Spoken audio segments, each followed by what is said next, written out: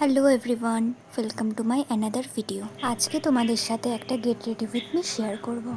যখন তুমি নিজে একজন মেকআপ আর্টিস্ট হও, তখন কোনো বিয়ে বাড়ি বা কোনো ফ্যামিলি ফাংশানে সবার ফার্স্টে কিন্তু বাড়ির সকলকে রেডি করে তারপর নিজেকে রেডি হতে বসতে হবে।